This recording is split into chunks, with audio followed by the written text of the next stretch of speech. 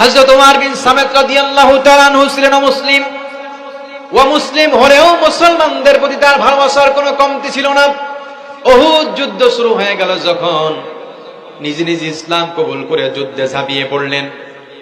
কিছুক্ষণ পরে দেখা গেল হযরত ওমর বিন সামেদ রাদিয়াল্লাহু তাআলা আনহু মারাত্মক আঘাতপ্রাপ্ত হলেন, আহত হলেন। সাহাবায়ে কেরাম জিজ্ঞেস করলেন, তুমি তো অমুসলিম, তাহলে আমাদের পক্ষে যুদ্ধ করলে কেন? মুসলমানদের পক্ষে তুমি যুদ্ধ করলে কেন? ডাক দিয়ে বলেন, যেই মাত্র আমি শুনেছি উহুদ যুদ্ধ শুরু হয়ে গেছে, আমি আর নিজেকে কন্ট্রোল করতে পারি নাই। সময় স্বল্পতার কারণে আমি কারো কাছে কি ইসলাম কবুল করার সুযোগ পাই নাই। আমি নিজে নিজে ইসলাম কবুল করে আমি যুদ্ধে ঝাঁপিয়ে পড়েছি। কিছুক্ষণ পরে হযরত ওমর বিন সামেদ শহীদ হয়ে গেলেন। আল্লাহ নবী বিশ্ব নবীর কাছে জিজ্ঞেস করা হচ্ছে, নবীজি, ওমর বিন সামেদ এক ওয়াক্ত নামাজ পড়ে নাই, রোজা রাখে নাই, হজ করে নাই, সেই সুযোগ পায় নাই। ওমর বিন সামেদ কি আল্লাহর জান্নাতে যাবে নাকি জাহান্নামে যাবে? আল্লাহ নবী বিশ্ব নবী জনাবে মুহাম্মদ রাসূলুল্লাহ সাল্লাল্লাহু আলাইহি ওয়াসাল্লাম বলেন, হযরত ওমর বিন সামেদ অবশ্যই অবশ্যই আল্লাহর জান্নাতে চলে যাবে। কারণ যদিও সে এক ওয়াক্ত নামাজ পড়ে নাই, রোজা রাখে নাই, হজ করে নাই, যাকাত দেওয়ার সুযোগ পাই নাই, আল্লাহর দ্বীনকে আল্লাহর জমিনে বাস্তবায়ন করার কারণে ওমর বিন সামেদ নিশ্চিত আল্লাহর জান্নাতে চলে যাবে। হযরত মুসা রাদিয়াল্লাহু তাআলা একটি হাদিস বর্ণনা করেন। তিনি বলেন, যা আরজুলু ইলান নবী সাল্লাল্লাহু আলাইহি ওয়াসাল্লাম, এক ব্যক্তি রাসূলের কাছে এসে বললেন, ইয়া রাসূলুল্লাহি মাল কিতালু ফি সাবিলিল্লাহ, আল্লাহর রাস্তায় আল্লাহর পথে জিহাদ কাকে বলে? নবীজি কিছু বললেন না, মাথা নিচু করে আছেন। লোকটি বলল, ফা ইন্না আহাদানা ইউকাতিলু গাদাবা, ইয়া রাসূলুল্লাহি, কেউ কেউ জিহাদ করে রাগে, ক্রোধে। কিসে? রাগে, ক্রোধে কেউ কেউ জিহাদ করে। আবার ওয়া ইউকাতিলু হামিয়াতান, কেউ কেউ জিহাদ করে প্রতিশোধের নেশায়। আবার কেউ কেউ জিহাদ করে প্রতিশোধের নেশায়। ফারাফা ইলাইহি রাসূহু, নবীজি মাথা তুললেন। কলা, এই কলার ফাইল হলো বর্ণনাকারী হযরতে মুসা রাদিয়াল্লাহু তাআলা। তিনি বললেন, ওয়ামা রাফা ইলাইহি রাসূহু ইল্লা আন্নাহু কানা কাইম, নবীজির দাঁড়ানোর কারণ ছিল, কারণ নবীজি ছিলেন বসা। নবীজি বললেন, মান কাতালা লিতাকুনা কালিমাতুল্লাহি ইয়ানুলিয়া ফাহুয়া ফি সাবিলিল্লাহ, যেই ব্যক্তি আল্লাহর দ্বীনকে আল্লাহর জমিনে বাস্তবায়ন করার জন্য লড়াই করে, এই ব্যক্তিই হলো দ্বীনের প্রকৃত মুজাহিদ। জোরে বলেন সুবহানাল্লাহ। আল্লাহ পাক বলেন, দ্বীনের প্রকৃত মুজাহিদ যারা জিহাদের ডাক শুনলে তারা নিজেদেরকে বিরত রাখতে পারে না, সঙ্গে সঙ্গে জিহাদের ডাক শোনার সঙ্গে সঙ্গে আল্লাহর রাস্তায় তারা জিহাদ করার জন্য ঝাঁপিয়ে পড়ে। আল্লাহ তাআলা কোরআন আল কারীমের মধ্যে বলেন, আল্লাযীনা ক্বালা লাহুমুন নাসু ইন্নান নাসা قد جمعوا لكم فاخشوهم إيمانا وقالوا حسبنا الله ونعم الوكيل। আল্লাহ তাআলা বলেন, যারা দ্বীনের প্রকৃত মুজাহিদ, জিহাদের ডাক শুনলে তাদের ঈমান বেড়ে যায়, তারা জিহাদ করার জন্য তারা সামনে অগ্রসর হয়, তারা পিছপা হয় না। আমার প্রাণের ভাইরা, আল্লাহ নবী বিশ্ব নবীর একজন সাহাবী ছিলেন, নাম হলো হযরত আবু দুজানা রাদিয়াল্লাহু তাআলা আনহু। উহুদ যুদ্ধের প্রাক্কালে নবীজি ডাক দিয়ে বললেন, আমি এখন আমার তরবারি দিতে চাই, আমি এখন আমার তরবারি দিতে চাই, কে এই তরবারির হক আদায় করতে পারবে? হযরত আবু দুজানা ডাক দিয়ে বলেন, ইয়া রাসূলুল্লাহ, ইয়া হাবিবাল্লাহ, আমি আপনার কাছে জানতে চাই এই তরবারির হক কি? নবীজি বললেন, এই তরবারির হক হলো কোন মুসলমানকে তরবারি দিয়ে আঘাত করা যাবে না, আবার কোন কাফেরকে ভয় করা যাবে না, কাফেরদের ভয় করে যুদ্ধের ময়দান থেকে পালানো যাবে না। ইতিহাসের দিকে তাকালে দেখা যাবে মুসলমানরা কোন ময়দান ছেড়ে পালায় যায় নাই, গেছে নাকি? মুসলমানরা যদি পালাতো, বদর যুদ্ধে মাত্র ৩১৩ জন নিয়ে রাসূল বিজয়ের রক্তিম সূর্য ছিনিয়ে আনতে পারতেন না। এই মুসলমানরা পালানোর মতো জাতি না। যদি তাই হতো, উহুদ যুদ্ধে বিজয় হতো না, বদর প্রান্তের বিজয় হতো না, খন্দক প্রান্তের বিজয় হতো না, খাইবার প্রান্তর বিজয় হতো না। এই মুসলমান সেই মুসলমান যারা ভূমধ্যসাগর পাড়ি দিয়ে সেনাপতি তারেক বিন জিয়াদের নেতৃত্বে গোটা ইউরোপের পথে প্রান্তরে মুসলমানরা কালিমার পথে উড্ডয়ন করেছে। এই স্পেন, এই কর্ডোবা, এই রিয়াল মাদ্রিদ, এই বার্সেলোনা, মুসলমানরা কোরআন দিয়ে 600 বছর শাসন করেছে। মুসলমানরা জানে এই পথ কণ্টকাকীর্ণ কুসুমাস্তীর্ণ নয়। এই পথে থাকতে গেলে কারো হাত থাকবে না, কারো পা থাকবে না। কাফেররা মুসলমানদেরকে কচুকাটা করবে, তবু আল্লাহ দ্বীনকে আল্লাহর জমিনে বাস্তবায়ন করার জন্য বাতিলের কাছে এক মুহূর্তের জন্য তারা মাথা নত করে নাই। কথা বলেন ঠিক কিনা? তাহলে মুসলমানরা কোন ময়দান ছেড়ে পালাইছে? জোরে বলেন।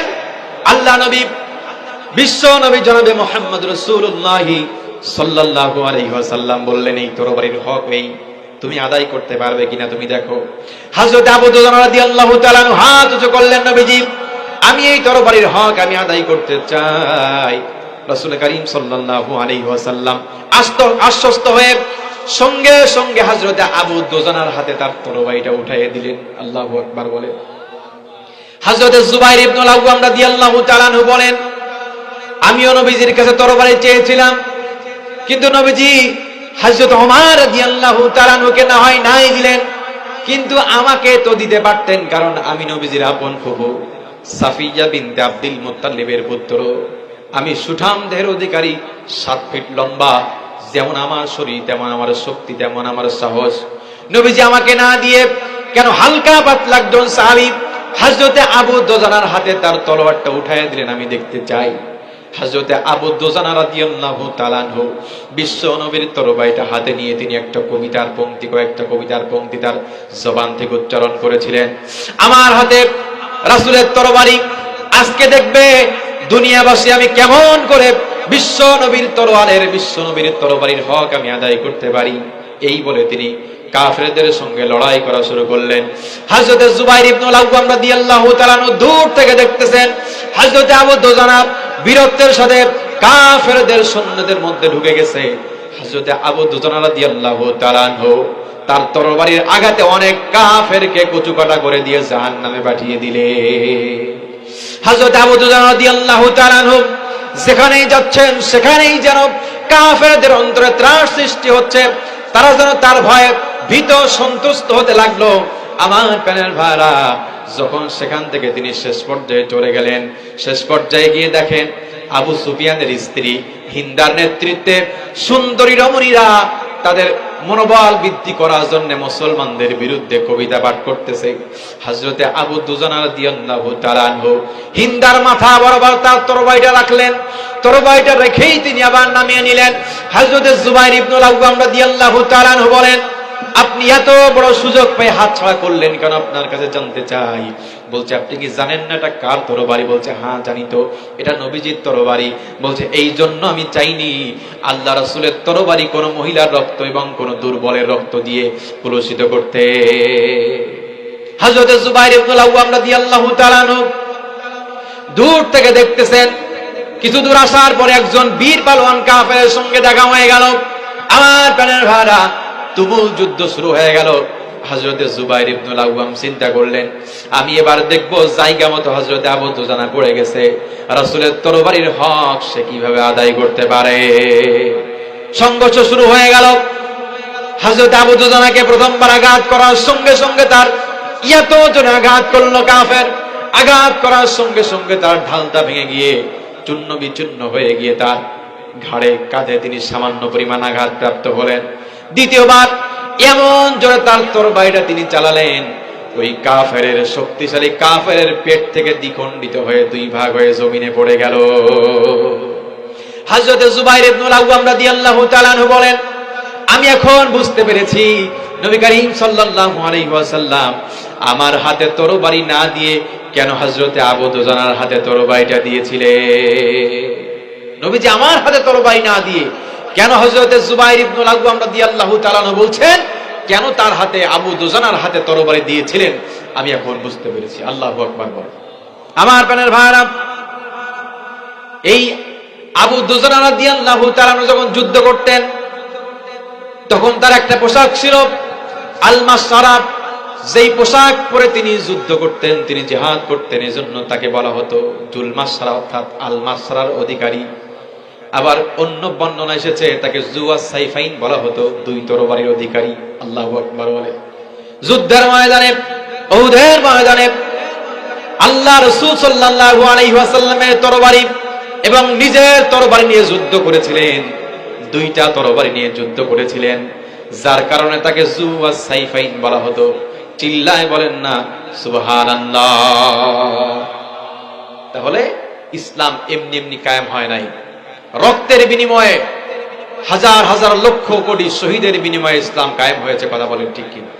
এজন্য জিহাদ ফি সাবিলিল্লাহর আমল থেকে মুসলমানরা দূরে থাকতে পারবে না। সব আমল যদি আপনার আমার মধ্যে থাকে, আর দিন কায়েমের আন্দোলন যদি আপনার আমার মধ্যে না থাকে, তাহলে আল্লাহর জান্নাতে যাওয়া, দিন কায়েমের জন্যে যদি, দিন কায়েমের জন্যে যদি মরতে আমার হয়, এমন মরণ দাও গো প্রভু, ও গো দয়াময়, এমন মরণ দাও গো প্রভু, ও গো দয়াময়। আল্লাহ তাআলার হুকুম শোনো, যুদ্ধে বাহির হও না কেন, আল্লাহ তাআলার হুকুম শোনো, যুদ্ধে বাহির হও না কেন, মাজলুমানের কান্না তোমার, মাজলুমানের কান্না তোমার, কেমনে প্রাণে সয়, এমন মরণ দাও গো প্রভু, ও গো দয়াময়, এমন মরণ দাও গো প্রভু, ও গো